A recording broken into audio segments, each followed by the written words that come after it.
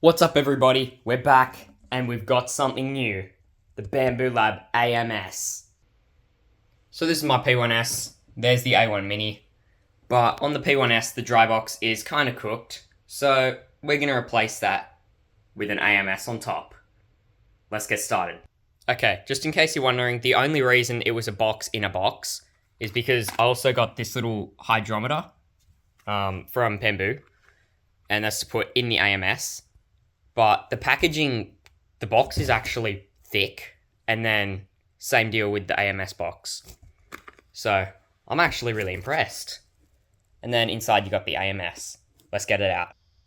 Okay, so in the box you get the actual AMS, which is really nicely packed, and then hidden in all the little cracks in there, you have PTFE tubes, a filament connector, don't know what the black square thing is, a filament buffer, and your Bambu bus cables. Now that all comes with the AMS, you do not need to buy that separately. So if you're buying a Bambu Lab AMS unit, that's all included. And then in the actual AMS, you get 4 reusable spools, but they're empty. But that's still 4 spools where you don't need to buy the actual spool, you just buy the filament.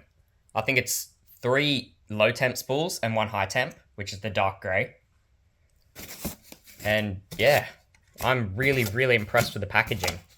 Then inside, that looks like the desiccant packets. Okay, so in that plastic bag, you get your warranty, don't lose that.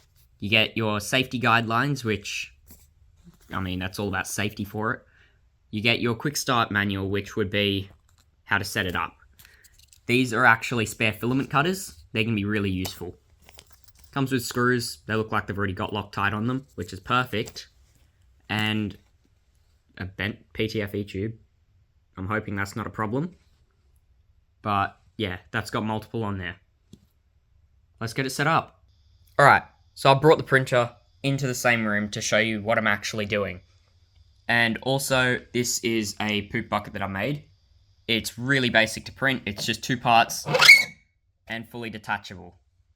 So the only way you stick it down is just with double-sided tape. It's really basic, it's sturdy, and I'll be putting that on Maker World and Printables shortly. By the time you're seeing it, it'll probably be up.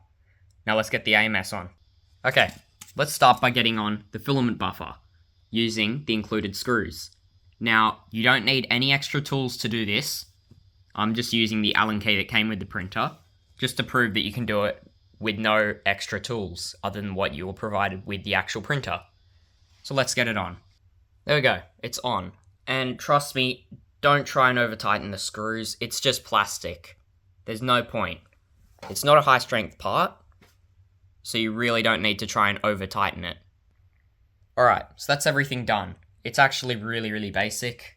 There's the Bambu Bus 4-pin cable from the printer to the buffer, and then the 6-pin cable from the buffer to the AMS.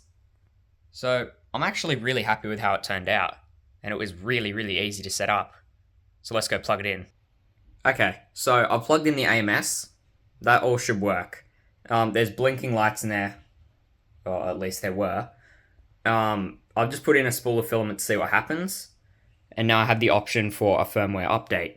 Now, if you get, actually you will get that option, you're going to need to press yes, and let it update to sync the AMS. And there we go. Now it says AMS on the screen. That means it's all ready to go after you've done the update. Thanks for watching. Remember to like and follow.